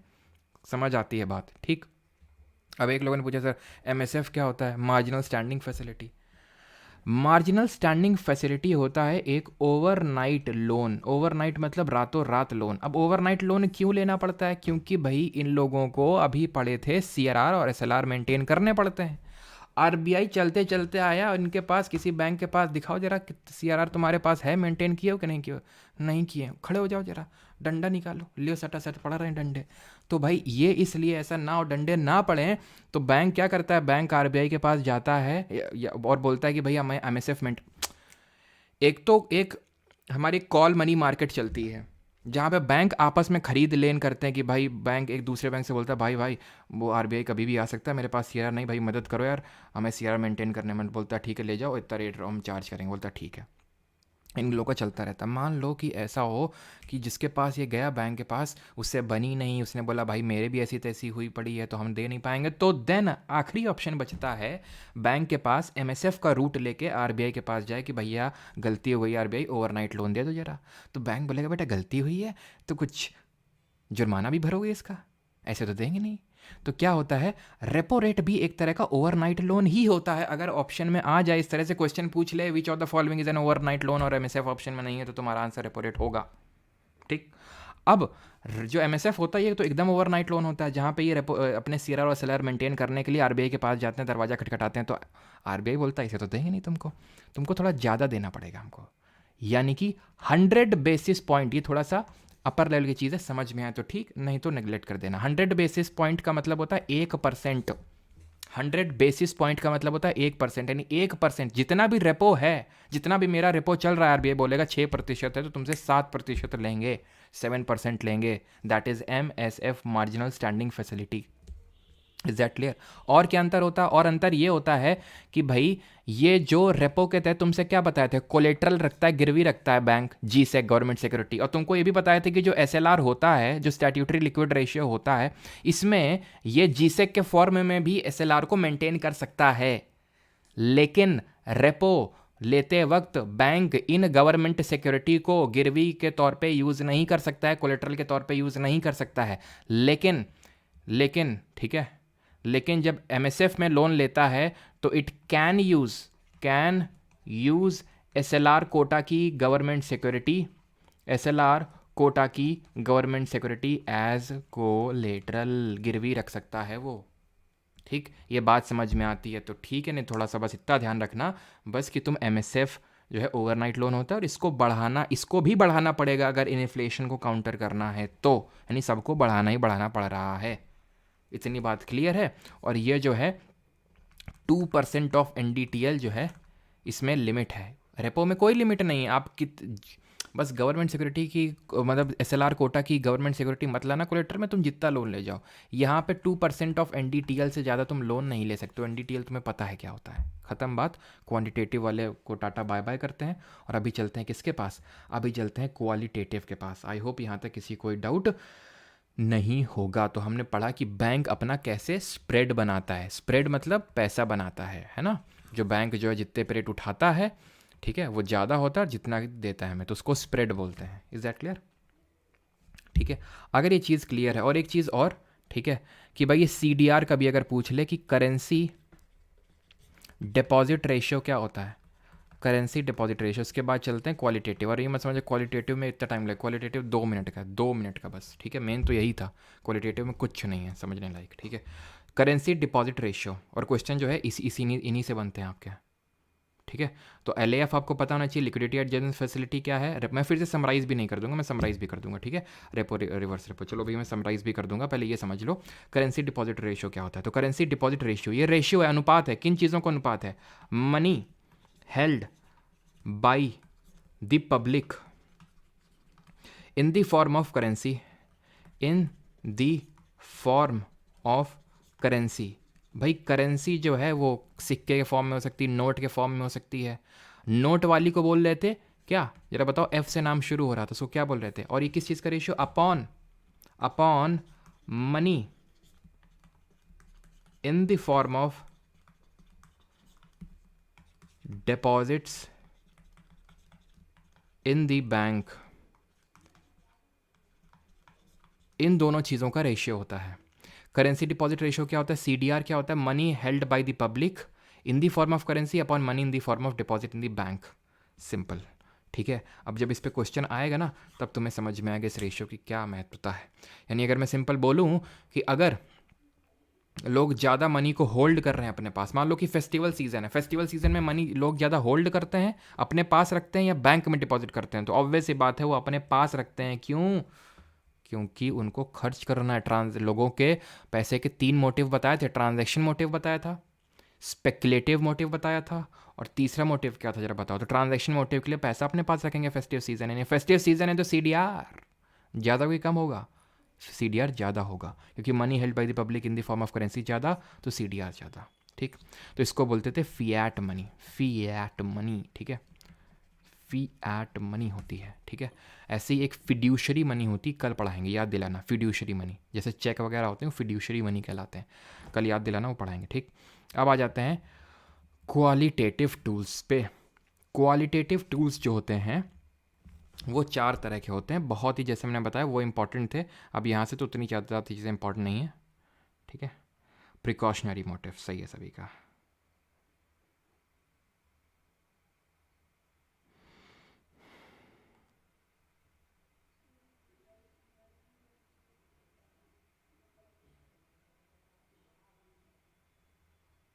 सर आप बैच में बायोलॉजी और केमिस्ट्री नहीं करते हो? करते हैं राशिल सोनी जी, करते हैं, मंडे से करते हैं फिर। ठीक, लेकिन यार कल तो मुझे आईएएस बनने जाना है तो कैसे हो पाएंगी चीज़ें।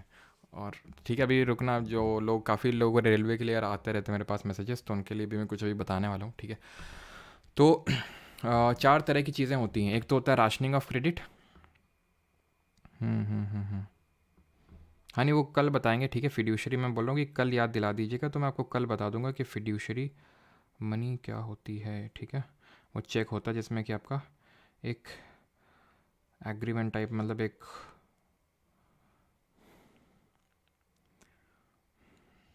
ठीक है, चलो भाई, तो आते हैं क्वालिटेटिव मॉनेटरी टूल्स पे। तो क्वालिटेटिव टूल्स क्या होता है? क्वांटिटी पे ये निर्भर नहीं करते हैं। Rationing of credit, change in marginal requirement, regulation of consumer, एक एक करके समझना। Moral solution, rationing of credit क्या होती है? Certain amount is fixed for industrial house hold and other purposes. देखो, हमने पढ़ा था कि इन्फ्लेशन, डब्ल्यूपीआई निकलता है, सीपीआई निकलता है। डब्ल्यूपीआई में किसको ज़्यादा वेटेज मिलता है? मैन्युफैक्चर्ड गुड को। सीपीआई में फूड प्रोडक्ट्स को मिलता है। तो ऐसा क्यों हो कर रहा था आरबीआई? पढ़े थे, इसलिए करता है सो दैट हमें पता तो चले आरबीआई को कहाँ पे इन्फ्लेशन ज़्यादा, कहाँ पे मार करनी है ज़्यादा, कहाँ पे कम मार करनी है। ऐसा तो है नहीं बुखार है, लो भैया पूरे कहीं के बुखार की दवा दे दी। जहाँ पे बुखार है टारगेट ऑर्गन पे हमें दवा देनी ना, कि टारगेट ऑर्गन जहाँ जो अफेक्टेड उसको जाके वो करें। अगर हेपेटाइटिस है तो भाई लीवर के लिए देंगे ना, हार्ट के लिए तो दे नहीं देंगे दवा। तो ऐसे चीज़ें काम करती हैं। ठीक है, तो इसी तरह वो निकल रहे थे। तो अब हम क्या करेंगे? अब आरबीआई बोलेगा, आरबीआई तुमसे बोलेगा कि देखो एग्रीकल्चर सेक्टर है, मैन्युफैक्चरिंग सेक्टर है, सर्विस सेक्टर है, ये छुन्नू है, ये मुन्नू है, ये रुन्नू है। जब छुन्नू आए, क्योंकि एग्रीकल्चर सेक्टर में उतनी डिमांड बढ़ नहीं रही है, जनरेट नहीं हो रही है, तो छुन्नू को खूब लोन देना। ये जो रुन्नू है, खूब इसकी यहाँ पे खूब इन्फ्लेशन हो रहा है सर्विस सेक्टर में, टर्शरी सेक्टर में, इसको कम लोन देना, इसको ठीक है जितना दे रहे हो देते रहना। यानी कि यहाँ पे क्या होगा? यहाँ पे राशनिंग हो गई। जैसे हम घर का राशन लाते हैं कि भाई इतना पैसा इसमें जाएगा, इतना पैसा खाने के लिए जाएगा, इतना पैसा कपड़े के लिए जाएगा, इतना पैसा यहाँ पे जाएगा, तो राशनिंग कर रहे हैं सर। ये हो गया rationing of credit. Change in marginal requirements, margin is increase for unnecessary sector, margin is decrease for necessary sector. Add text here नहीं ऐड करेंगे, क्या कर लोगे? चेंज इन मार्जिनल रिक्वायरमेंट का मतलब ये होता है कि जैसे फॉर एग्जांपल मैं लोन लेने गया कि 1 लाख लोन दे दो, 1 लाख लोन दे दो, हमने बोला बैंक से, बैंक बोलेगा कुछ गिरवी लाए हो क्या? हम बोलेंगे हाँ। तो बैंक बोलेगा कि क्या लाया? हम बोलेंगे प्रॉपर्टी। तो बैंक बोलेगा कि प्रॉपर्टी की कीमत बताओ। तो बैंक ये बोलेगा कि तुम जो भी गिरवी रखोगे प्रॉपर्टी, वो एटलीस्ट 1.5 लाख की होनी चाहिए, एटलीस्ट कम से कम 1.5 लाख की होनी चाहिए। तो ये जो 50,000 का मार्जिन है ना, ये लेके चलता है बैंक, सो दैट अगर मान लो कि कल को ये बेचने गया प्रॉपर्टी और वो 1.5 लाख की ना बिकी, कीमत घट गई उसकी, 1 लाख की बिकी, तो 50,000 का वो मार्जिन लेके चलता है। अभी आरबीआई ने बोल दिया कि ये marginal requirement in this sector बढ़ा दो, इसको 2 लाख कर दो। तो अब उसने अगर मार्जिनल रिक्वायरमेंट 2 लाख कर दिया बैंक ने, यानी मुझे 1 लाख का मार्जिन लेने लगा, अब मेरे पास 2 लाख का कोई प्रॉपर्टी नहीं है, तो मैं लोन ले पाऊंगा? नहीं ले पाऊंगा। यानी कि लोन लेना थोड़ा सा इसने क्या कर दिया? डिमोटिवेट कर दिया। यानी कि मार्जिनल रिक्वायरमेंट अगर बढ़ेंगे तो इन्फ्लेशन घटेगा। ठीक, रेगुलेशन ऑफ कंज्यूमर क्रेडिट क्या है? तो वही सेम है भाई कि कंज्यूमर को कितना डाउन पेमेंट, जैसे डाउन पेमेंट अगर मुझे कार लेनी है तो अगर ईएमआई में लेनी है तो भाई ये है कि भाई 50,000 का डाउन पेमेंट करना ही पड़ेगा। अब मतलब बैंक ने ये बोल दिया कि नहीं भाई 1 लाख का डाउन पेमेंट तो करना ही पड़ेगा। अब मेरे पास है ही नहीं 1 लाख रुपए। अब मान लो कि एक छपरी है, ठीक है, अब इसको छपरी को केटीएम लेनी है।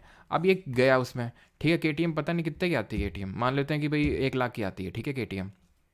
तो मतलब इसने बोला कि भाई ईएमआई पे, तो बोला कि कुछ पैसा लाया बैंक बोलेगा हाँ 10,000 रुपये लाए हैं, पिछली बार भी हमारा छपरी दोस्त ले गया तो 10,000 में लिए थे। तो बैंक बोलेगा नहीं बेटा निकल लो छपरी भाई, क्योंकि अब 20,000 रुपये हो चुका है ये, ठीक है, यानी तुम्हें डाउन पेमेंट 20,000 करनी पड़ेगी। तो छपरी टू डिमोटिवेट हो जाएगा और क्या करेगा, केटीएम नहीं ले पाएगा, ठीक। और चौथा होता है moral suasion. Moral suasion is like this, दिल से बुरा लगता है भाई यानी सेंटियापा टाइप है, यानी कि आप एक जैसे होता कई बार है कि जैसे बैंक रेट हो गई हमारी, ठीक है, बैंक रेट, रेपो रेट, इन सबको बढ़ा तो दिया आरबीआई ने, लेकिन बैंक क्या बोल रहा है, दरिया दिली दिखा रहा है लोगों में, बैंक वो कर ही नहीं रहा है, बैंक जो है अपने रेट बढ़ा ही नहीं रहा है। बैंक बोल रहा है पैसा पड़ा है, लोग बोलेगा ले जाओ लोन हमसे उठा के, ठीक है। तो यानी कि जो बैंक रेट, रेपो रेट बढ़ा रहा है आरबीआई, सो दैट मार्केट में, इकोनॉमी में पैसा कम हो जाए। बैंक उसको ट्रांसफर ही नहीं कर रहा लोगों पे, या फिर अगर कुछ छूट दे रहा है RBI, bank rate, repo rate कम कर रहा है सो दैट लोगों के हाथ में पैसा पहुंचे, डिमांड जनरेट हो, वो बैंक कर ही नहीं रहा, बैंक अपने अपने रेट खूब चढ़ा के रखे हुए हैं। तो आरबीआई बोलेगा बेटा बैंक, दिल से बुरा लगता है, उसको कम कर लो, ज़्यादा कर लो, ठीक है। तो that is moral suasion. Hindi में अगर इसके बात करें तो हिंदी में इसको क्या बोल देंगे, हिंदी में इसको बोल देंगे कि नैतिक नैतिक उत्तेजना बोल देंगे इसको, ठीक है। और मार्जिनल रिक्वायरमेंट को बोल देंगे सीमांत आवश्यकता में परिवर्तन, ठीक है। ये हो जाएगा आपका उपभोक्ता ऋण में विनियमन, और ये हो जाएगा आपका राशनिंग ऑफ क्रेडिट, ऋण की राशनिंग हो जाएगी है, ठीक है। यहाँ पे होती है हमारी ख़त्म। अब करेंगे क्वेश्चंस, किए जाएँ क्वेश्चंस। मतलब इतने लोग, 2,000 से लोग ज़्यादा देख रहे हो, 1,000 लाइक्स तक नहीं किए हो, ठीक है। अब जा रहे हैं हम कल, हम IAS बनने। रोक रोक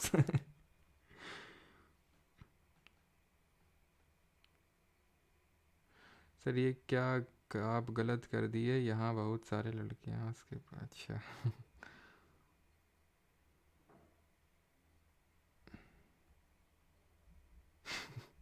अच्छा, मतलब मौज चल रही है एक दूसरे की, हैं, हाँ ठीक, समझ में तो आ गया ना टॉपिक। शुरू में बफरिंग के बाद, बफरिंग पता है क्यों हुई थी, चार्जिंग में लगा हुआ था लैपटॉप, चार्जिंग से बंद किया, इस वजह से हुई थी। चलो करो क्वेश्चन।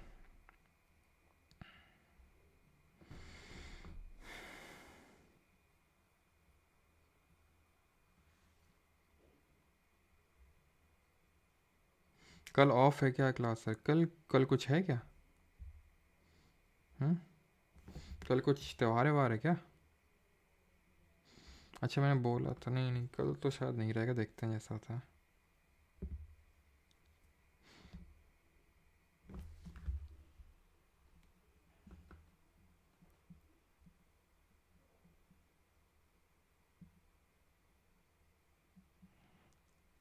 एक दिन होता है वो ओवरनाइट लोन का, आप पूछ रहे हो ना कि ओवरनाइट लोन कितना होता है, तो एक दिन का होता है उसमें ड्यूरेशन, ओवरनाइट तभी नाम है। आप दिख नहीं रहे, अच्छा ऐसा है क्या, हमें तो लग रहा है दिख रहे हैं आउटरेट परचेज बता दीजिए, ले भैया ख़त्म हो गया, पूछ रहा हूँ आउटरेट परचेज बता दीजिए। आउटरेट परचेज ये होता है कि गवर्नमेंट सिक्योरिटी को सेल या बाई करना।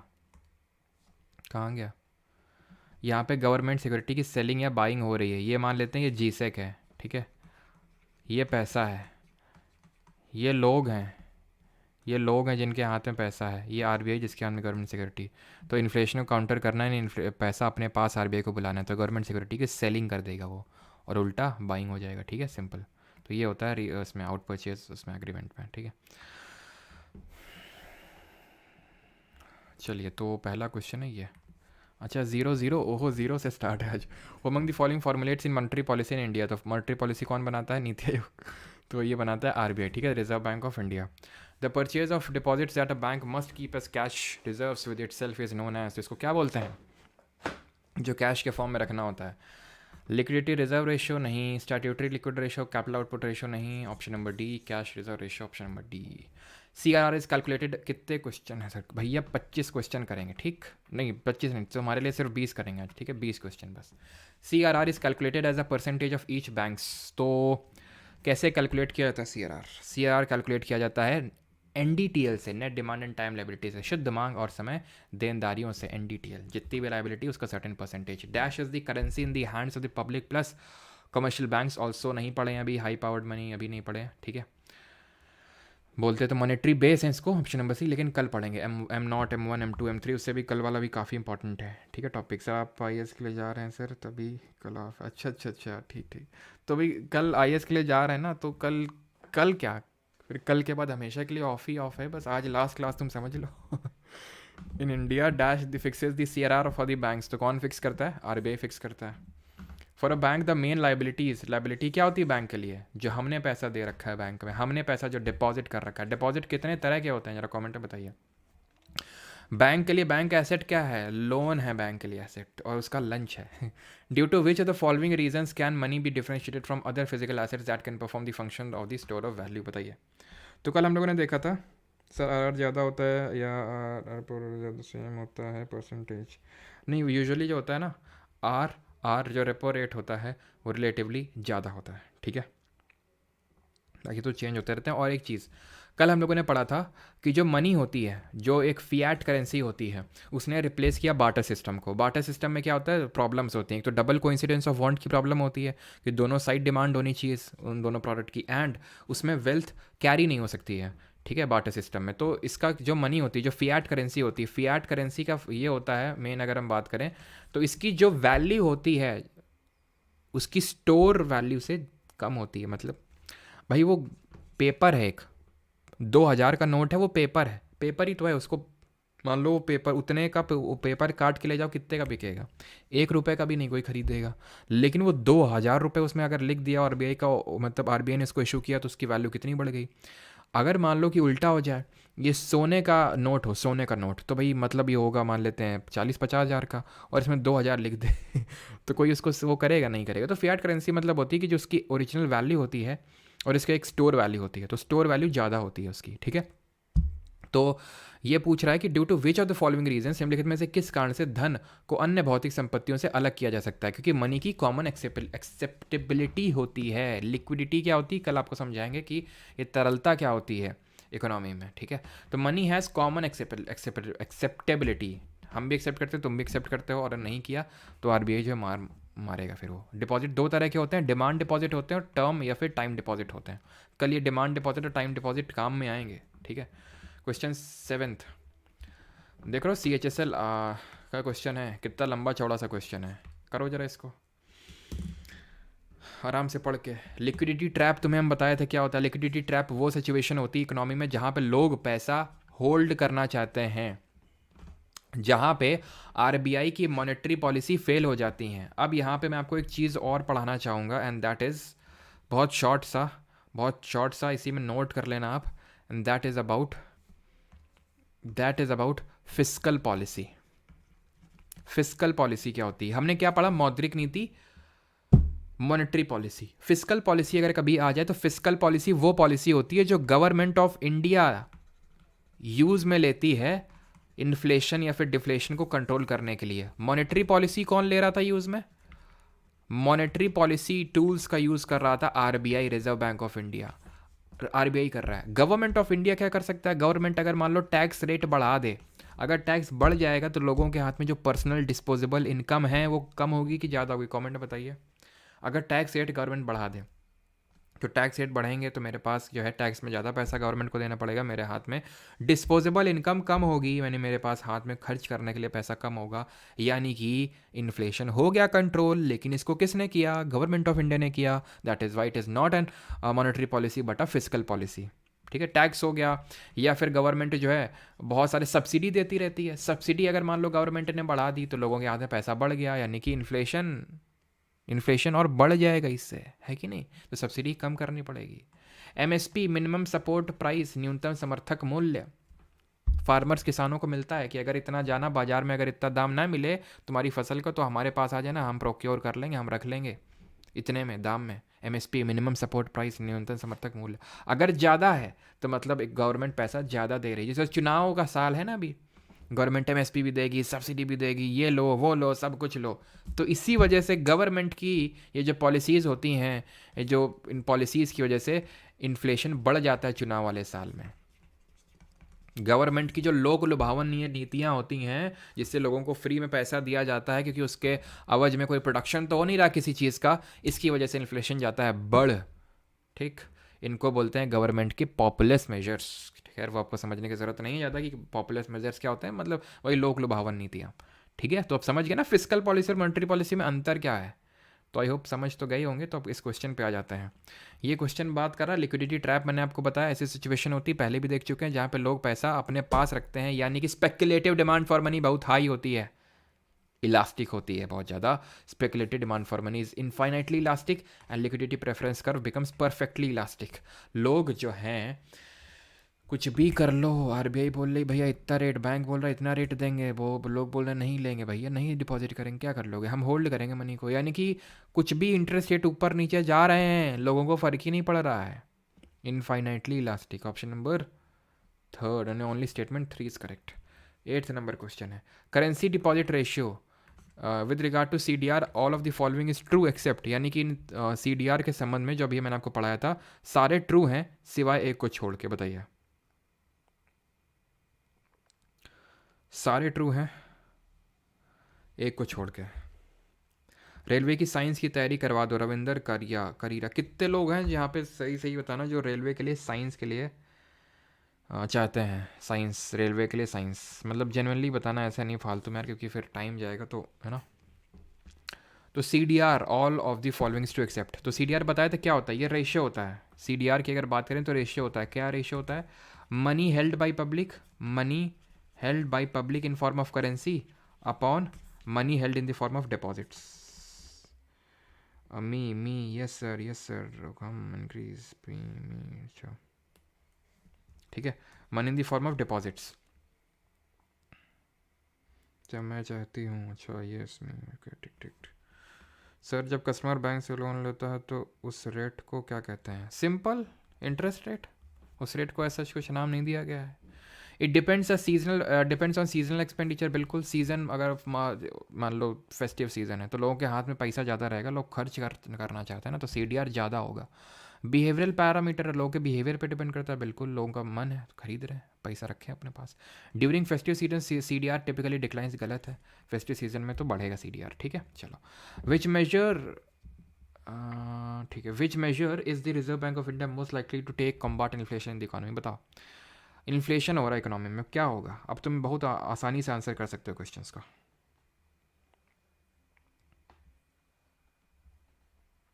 लिक्विडिटी ट्रैप और सीडीआर सेम है क्या, नहीं। लिक्विडिटी ट्रैप है कि लोगों की speculative demand for money high हो चुकी है, लोग अपने पास पैसा रखना चाहते हैं। सीडीआर एक रेशियो है कि लोगों के हाथ में कितना पैसा है अपॉन लोगों के बैंक अकाउंट में कितना पैसा है। इंक्रीज रेपो रेट, इन्फ्लेशन है तो सब इंक्रीज करना पड़ेगा, डिक्रीज कुछ नहीं करोगे तुम। ठीक है, तो यहाँ पे which to take combat inflation economy, increase repo rate, नहीं ठीक है। मनी सप्लाई को तो डिक्रीज ही करेंगे ना। जो रेपो रेट को इंक्रीज़ करके, बैंक रेट को इंक्रीज़ करके, C R R S L R को इंक्रीज़ करके, रिवर्स रेपो रेट को इंक्रीज़ करके मनी सप्लाई को कम कर रहे थे, बढ़ा थोड़ी डाल दोगे, डाल थोड़ी ना दोगे वहाँ पे। ठीक है, option number A one only है। Which index is use by R B I to decide repo rate and measure inflation. तो अभी देखे थे कौन किसका यूज़ करता है, सी पी आई कंबाइंड का। बेस ईयर बताओ जरा, C P I W P I का बेस ईयर क्या होता है, आधार वर्ष। आखिरी के 10 question. In which of the following economic accounts are transfer payment included. Transfer payment किस में जाती हैं, ट्रांसफ़र पेमेंट किस में जाती हैं, गवर्नमेंट अकाउंट में जाती हैं। और अगर हम बात करें सी पी आई कंबाइंड और डब्ल्यू पी आई, तो इनका आधार वर्ष है 2011-12, जो हमारे जी डी पी का भी आधार वर्ष है। फिशर क्वांटिटी थ्योरी, ये हम आपको बता चुके हैं इन्फ्लेशन वाले टॉपिक पे, कि फिशर के मात्रा सिद्धांत को उनके प्रसिद्ध समीकरण डैश द्वारा समझाया गया है। कौन सा सिद्धांत है, तो फिशर जी जो हैं इन्होंने क्या बताया था, इन्होंने बताया था इल्यूजन थ्योरी ऑफ मनी दी थी इन्होंने, इल्यूजन थ्योरी ऑफ मनी की पैसे की अवधारणा, जो गलत अवधारणा होती है इन्फ्लेशन की वजह से, जो गलत अवधारणा बन जाती है, M V equals to P T, where M is money supply, V is velocity of circulation of money. जितना ज़्यादा पैसा होगा उतना velocity of circulation of money बढ़ेगा। पी क्या है, प्राइस लेवल है। टी क्या है, ट्रांजैक्शन कितने बढ़ेंगे घटेंगे। तो जितना मनी सप्लाई होगा उतना ये बढ़ेगा, यानी इन्फ्लेशन और ज़्यादा बढ़ेगा। ठीक, BFSI stands for Banking Financial Services and Dash in India. It is a broad term for industries that offer financial products and services. BFSI stands for banking, financial services and insurance. और insurance के लिए कौन सी body कल मैंने आपको बताई थी, कौन सा शरीर बताया था, बताओ जल्दी से, कौन सी बॉडी है जो ये रेगुलेट करती है इंश्योरेंस सेक्टर को, और उसका हेडक्वार्टर कहाँ पे है, कब बनी थी वो, जल्दी से बताओ. The central Bank of India, the central bank में dash to discourage credit in the economy. Credit मतलब पैसा, डिस्करेज कर रहा है मतलब लोगों के हाथों में पैसा उसको अच्छा नहीं लग रहा है, पैसा उसको खींचना है. क्या करेगा बता दो जल्दी से.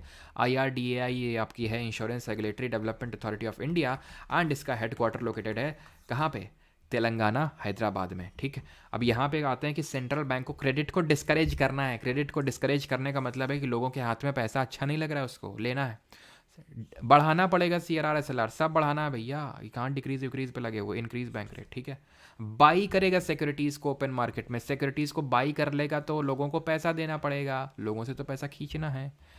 For 15, the interest rate charged by banks on short term to their largest, most secure and most credit worthy customers is called as. जो इंटरेस्ट रेट बैंक चार्ज करता है अपने क्रेडिट वर्दी कस्टमर से, उसको क्या बोलते हैं, उसको बोलते हैं PLR, prime lending rate. Option number second. Credit वर्दी कस्टमर से मतलब जब भी उन्होंने लोन लिया है पहले, उसको टाइम पे चुकाया है, समय पे. 16th क्वेश्चन है आपका ये, cash reserve ratio is a what, qualitative या क्वांटिटेटिव, बताइए. तो हमने पढ़े थे ना, दो तरह के टूल्स होते हैं और मनी टूल्स होते हैं. एक तो क्वांटिटेटिव जिसमें CRR SLR, bank rate, repo rate, reverse repo rate, MSF आते हैं, और क्वालिटेटिव में मार्जिनल रिक्वायरमेंट्स हो गई, मॉरल सवेशन हो गया, ठीक है, क्रेडिट राशनिंग हो गया, ये सब आते हैं. ठीक, तो CRR हमारा क्वांटिटेटिव है, यानी कि बोले तो मात्रात्मक. Option number A only 2. 17th आखिरी के 3 क्वेश्चन थी. Bank rate in the Indian economy is determined by. Bank rate कौन डिटरमाइन करता है, चाहे बीट bank rate, repo rate, reverse repo rate, CRR SLR, सबका बाप है इधर RBI. ठीक है, option B. The minimum rate below which banks are not allowed to lend money except in cases specified by the RBI is called as. वह न्यूनतम दर कहलाती है जिसके नीचे बैंकों को भारतीय रिजर्व बैंक द्वारा निर्दिष्ट मामलों को छोड़कर धन उधार देने की अनुमति नहीं है. बताइए जल्दी से. प्राइम बिल्कुल सही है. ठीक है, मिनिमम रेट बिलो विच, जिसके नीचे बैंक जो है अलाउ नहीं, मतलब बैंक नहीं लेंड कर सकती हैं. ऐसा नहीं कि लो भैया 3% में ले जाओ, भैया 2% में भी ले जाओ, ऐसा नहीं चलेगा. ठीक है, यानी कि एक अगर बेस फिक्स कर दिया कि भाई 4% पे तो उठाना है, उसके ऊपर तुम जितना मर्जी उठा सको, तो उसको बोलते हैं बेस रेट. रेपो रेट तुम्हें समझ में आता है, रीपर्चेज ऑब्लिगेशन मतलब जिस पे बैंक लेता है लोन RBI से. रिवर्स रेपो रेट का मतलब क्या है कि RBI बैंक से पैसा लेता है, कैश रेट करके कोई रेट नहीं होता है. 19th क्वेश्चन ये अभी नहीं करेंगे, जब बैलेंस ऑफ पेमेंट पढ़ाऊंगा तब समझ में आएगा नॉस्ट्रो वॉस्ट्रो अकाउंट क्या होते हैं, लिबोर मिबोर. ठीक है, चलिए. ये तो खैर एक्सचेंज रेट होते हैं, इंटर बैंक एक्सचेंज रेट होते हैं. लंदन मतलब एक्सचेंज रेट होता है और मुंबई का है. ठीक है, दोनों अब नहीं है, अब आपका सॉफर चलता है, सॉफर. ठीक है, ये जब बैलेंस ऑफ पेमेंट पढ़ेंगे तब समझ आएगा आपको. 20th क्वेश्चन है, dash is the record of assets and liability of any firm. तो एसेट और लाइबिलिटी जिसमें लिखी होती है उसको क्या बोलते हैं, bill file, balance of payment, balance sheet या फिर बैंक बेल आउट, इसको बोलते हैं बैलेंस शीट. है ना, याद करो, एसेट और लाइबिलिटी एक साथ लिखे थे हम लोग यहाँ पे. चलो 5 क्वेश्चन बोनस में तुम्हें करवा देते हैं जल्दी से. एक वो type of loan that allows borrowers to make low payments in the initial phases but repayment of the balance amount in lump sum at the maturity is known as. जैसे कि आपने लोन लिया 1 लाख रुपए, ठीक, 1 लाख रुपए लोन लिया, तो बैंक तुमसे बोलेगा ठीक है शुरू के महीने में 5,000 ऐसे करके दे देना, छोटे छोटे अमाउंट दे देना है. ठीक है, आखिरी में बड़ा अमाउंट दे देना. मान लो कि तुमने 5 महीने के लोन लिया, ठीक है, 4 महीने तुम 5,000 करके दे दो, 20,000 चुकता कर दो, और आखिरी महीने तुम 80,000 नहीं, क्योंकि तो उसको रेट भी देना पड़ेगा, रेट ऑफ इंटरेस्ट, तो 80,000 रही है और जितना ब्याज है तुम चुकता कर देना. यानी कि आखिरी में एक बड़ा सा पेमेंट कर देना, बड़ा सा गुब्बारा सा बड़ा कर देना. ठीक है. 22, dash is a legal declaration of a person who is unable to pay off debts. Example, Vijay Mallya जो अपने उधार जो बैंक से लोन लिया वो उसको चुकता नहीं कर पा रहे हैं, ऐसे लोगों को क्या बोलते हैं, ऐसे लोगों को बोलते हैं दिवालिया हो गए हैं, बैंकरप्ट हो चुके हैं. पॉलिटी में पढ़े थे कि कौन डिस्क्वालिफिकेशन क्या होते हैं, चुनाव लड़ने के लिए डिस्क्वालिफिकेशन क्या होते हैं. डिस्क्वालिफिकेशन ये होते हैं कि अगर आप दिवाली हो गए, अगर आप पगला गए हैं, अनसाउंड माइंड के हो गए, अगर आप ऑफिस ऑफ प्रॉफिट को होल्ड कर रहे हैं, लाभ के पद को धारण कर रहे हैं, अगर आप भारत का नागरिक नहीं, सिटीजन ऑफ इंडिया नहीं, तो बैंकरप्सी का मतलब क्या है भाई, आप जो है लोन लिए तो चुका नहीं पा रहे हैं. अगर आपको MP MLA यानी विधायक या फिर सांसद बना देंगे तो आप वो ब्याज के पैसे, वो जो आपका वो है, ठीक है, पैसा है, तो आप उसको चुकता करने में ही पूरा आपका फोकस रहेगा. तो इसलिए आप बैंकरप्ट हैं अगर, तो आप सांसद नहीं बन सकते. वो बात अलग है कि सांसद ही बैंकरप्ट होते हैं, जैसे कि हमारे विजय माल्या था, वो सांसद था, आपको पता नहीं कितने लोगों को पता है, लेकिन वो राज्यसभा में सांसद रह चुका है. Dash are those where a monthly instalment is deposited in the account every month. Monthly instalment में जाता है पैसा, saving bank deposit, re investment deposit, fix deposit या फिर रिकरिंग डिपॉजिट। तो हम आपको बताए थे कि भाई ये रिकरिंग डिपॉजिट होता है। एफडी में तो एक साथ चला जाता है, आरडी में ऐसे करके मंथली इंस्टॉलमेंट में जाता है। जरा बताओ एफडी आरडी किस में आती हैं ये। इलेक्टोरल बॉन्ड क्या होता है आदित्य गुप्ता? इलेक्टोरल बॉन्ड होता है जहाँ पे पैसा पॉलिटिकल पार्टीज जो है फंड रेज करती हैं। अभी तक ये होता था कि किससे रेज किया वो किसी को नहीं पता होता था, कितना रेज किया वो नहीं पता होता था। तो वो हमारा आर्टिकल नंबर 19 और राइट टू इन्फॉर्मेशन एक्ट 2005 को वॉलेट करता था, जिसके तहत सुप्रीम कोर्ट ने इसको अनकॉन्स्टिट्यूशनल डिक्लेयर कर दिया इलेक्टोरल बॉन्ड्स को। ठीक है। The dash and the dash determine the corridor for the daily movement in the weighted average call money rate. Weighted average call money rate क्या होती है? वही जो मैं आपको बोल रहा था कि भाई बैंक्स जो है आपस में मैनेज करती हैं कि CRR मेंटेन SLR मेंटेन करने के लिए आपस में लोन वोन लेती रहती हैं, तो उसको हम वेटेड कॉल मनी रेट बोलते हैं। मिबॉर लिबॉर ये सब उसी तरह के रेट होते हैं हमारे। तो इसमें भाई ये रेपो रेट और MSF का यूज़ करते हैं। ठीक है, रेपो रेट और MSF कहाँ है? ये तो होगा नहीं आपका, ये तो इसी के तहत आता है। जो रेपो होता है वो तो लिक्विडिटी एडजस्टमेंट फैसिलिटी होता है ना। तो सही आंसर यहाँ पे होगा MSF और रिवर्स रेपो। ठीक है, ऑप्शन नंबर बी।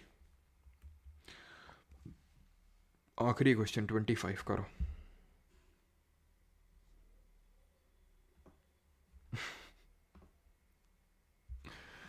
OMO कितने टाइप के होते हैं? तो OMO जो होते हैं वो दो तरह के होते हैं, 2।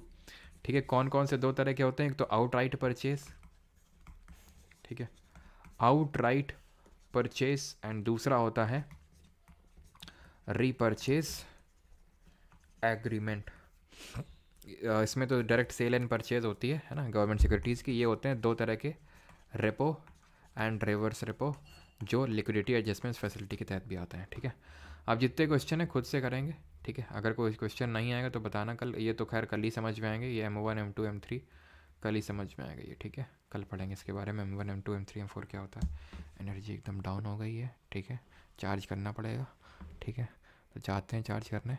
मिलते हैं कल शाम को 6:30 बजे। धन्यवाद।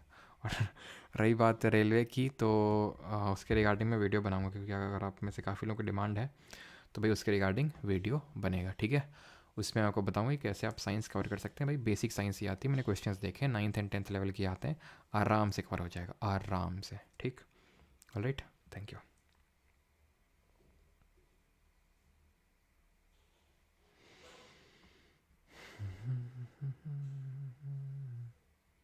सर वार्तालाप रोको, बहुत टाइम हो गया। ठीक है, रखते हैं किसी दिन एप्लीकेशन पे, है ना, सैटरडे संडे को।